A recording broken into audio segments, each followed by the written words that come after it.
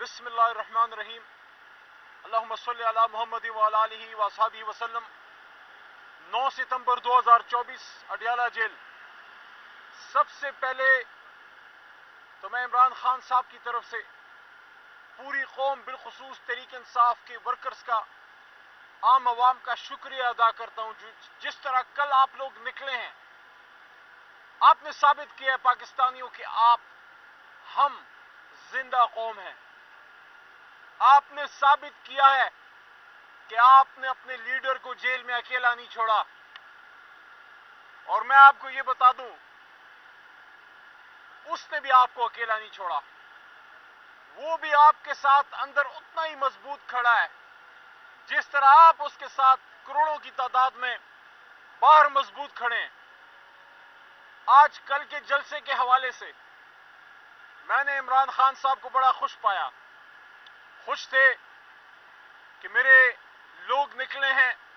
ہاں، ان کا اس کا افسوس ضرور ہے کہ لوگوں کو تکلیف دی گئی، غیر ضروری کنٹینر رکھے گئے، لوگوں کو آنے نہیں دیا گیا، لیکن اس کے باوجود دنیا نکلی ہے اور دنیا آئی ہے۔ اور میں سمجھتا ہوں، جو ایک بات ہے نا کہ مشکل میں انسان کا پتہ لگتا ہے، تو اچھے حالات میں تو ہر کوئی جلسہ کر لیتا ہے۔ اچھے حالات ہوں، موسم خوشگوار ہو، ٹھنڈی ٹھنڈی ہوائیں چل رہے ہوں، سارے جلسہ گاہ میں آ جاتے ہیں۔ لیکن مشکل حالات میں جو کل قوم نکلی ہے، آپ کو سلام ہے۔ اور جس طرح پنجاب سے لوگ آئے ہیں، خیبر پختونخوا میں تو ہماری اپنی حکومت ہے، لیکن پنجاب سے جس طرح ہمارے لوگ آئے ہیں، آپ سب کو سلام ہے۔ کراچی سے جو لوگ پہنچے ہیں، آپ سب کو سلام ہے۔ گلگت بلتستان، کشمیر سے اور بلوچستان سے جس طرح ہمارے پاکستانی آئے ہیں، آپ سب کا شکریہ۔ آج ایک اور بھی اہم ڈیولپمنٹ ہوئی۔ بشرا بی بی صاحبہ کا کیس جو ضمانت پہ لگا ہوا تھا، اس وقت ان پہ اور کوئی کیس نہیں ہے۔ آج اگر ضمانت ہو جاتی، بشرا بی بی اس وقت اپنے گھر جا رہی ہوتی۔ لیکن نیا قانون پاس ہونے کے بعد بجائے اس کے کہ آج ان کی ضمانت پہ فیصلہ ہوتا، افسوس کے ساتھ کہہ رہا ہوں کہ ایک خاتون ہونے کا بھی احساس نہ کیا گیا، کیونکہ خواتین کا ہمارے معاشرے میں ایک علیحدہ، ایک سیپریٹ، ایک عزت والا مقام ہوتا ہے۔ لیکن ہم تو کوئی فیور بھی نہیں مانگ رہے تھے، ہم تو میرٹ پہ چاہ رہے تھے کہ بشرا بی بی کا فیصلہ آج ہو ضمانت کا۔ لیکن کیس نیب سے نکال کے اب عام احتساب عدالت میں بھیج دی گئی ہے۔ ہمارے وکلاء نے مشورہ کیا ہے، اس میں انشاءاللہ کل اس فیصلے کو چیلنج کیا جائے گا۔ لیکن آج افسوس ہوا کہ ایک خاتون کو ایک طرح سے حبس سے بیجا میں رکھا گیا ہے۔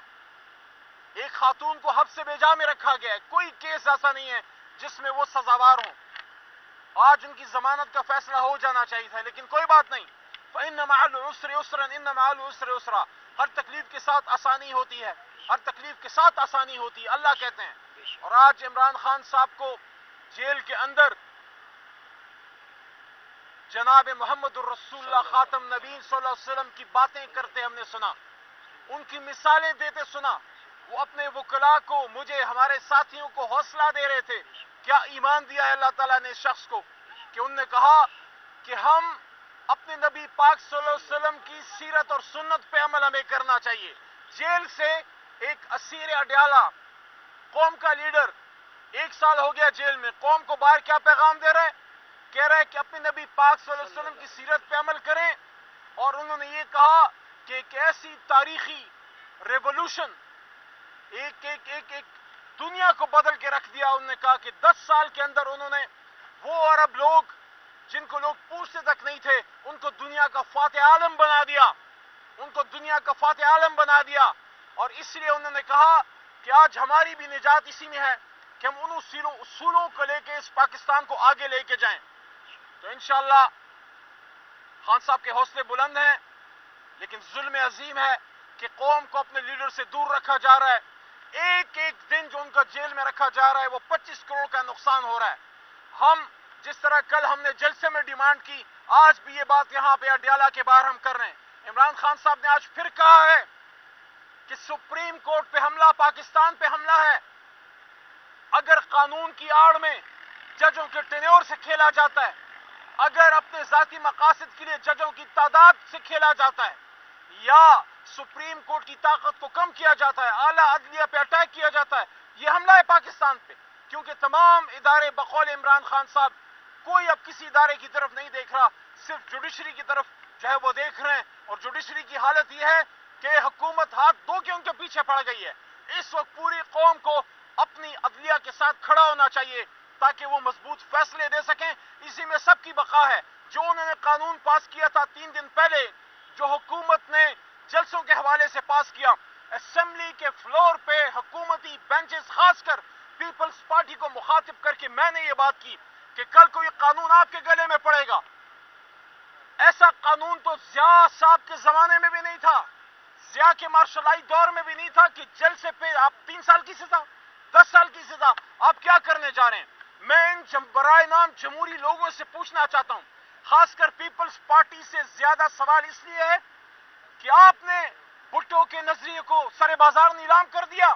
ایک زرداری صاحب کی صدارت کے لیے آپ نے بے نظیر صاحبہ کی شہادت کو پانی میں بہا دیا۔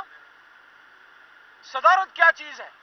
کیا پیپلز پارٹی کی یہ جو قربانیاں تھیں، جو کوڑے کھائے تھے، اس لیے کھائے تھے کہ آپ سیاسی ورکرز پہ قانون پاس کریں کہ جلسہ کرو گے تو آپ کو 10 سال سزا دیں گے؟ کوئی خالہ جی کا گھر ہے پاکستان، 10 سال کی سزا دیں گے؟ کیوں دیں گے؟ کیا یہاں جمہوریت نہیں ہے؟ کیا آئین نہیں ہے؟ یہ کیا مذاق ہے؟ کیا پارلیمنٹ اس لیے رہ گئی ہے کہ کسی کی ذاتی من منشا اور خواہشات کو پورا کیا جائے؟ اور آخری بات، یہ حکومت ہے ہی نہیں، یہ حکومت ہے ہی نہیں۔ اگر یہ حکومت ہوتی تو میاں نواز شریف جو اس جماعت کے لیڈر ہیں، MNA ہیں، وہ اس طرح گلیوں میں نہ پھر رہے ہوتے، وہ اس طرح روڈوں پہ نہ پھر رہے ہوتے۔ وزیر اعظم کی کرسی پہ پھر ان کو نواز شریف کو بٹھانا چاہیے تھا، نہیں بٹھایا۔ اس کا مطلب ہے کہ دال میں کچھ کالا ہے، بلکہ پوری دال ہی کالی ہے۔ یہ حکومت تو آپ کی ہے ہی نہیں، مانگے تانگے کی آپ کو حکومت ملی ہے، اور جس طرح کے آپ فیصلے کر رہے ہیں، ایک ہی حل ہے، ایک ہی حل ہے، سب کان کھول کے سن لیں۔ اس ملک کو چلانا ہے تو پاکستان کے عوام کی بات کو ماننا پڑے گا، اور پاکستان کی بات کیا ہے، عوام کی بات کیا ہے؟ ان کا فیصلہ 8 فروری کو آ چکا کہ پاکستانی قوم کو، پاکستان کے عوام کو، پاکستان کے نوجوانوں اور خواتین کو کھیت کھلیانوں میں کریا ہر جگہ یہ فیصلہ ہو چکا ہے، ہمیں پاکستان کے پارلیمان میں اور پاکستان کے وزیر اعظم ہاؤس میں ایک شخص وزیر اعظم کی کرسی پہ چاہیے، اور اس کا نام ہے عمران خان۔ بہت شکریہ۔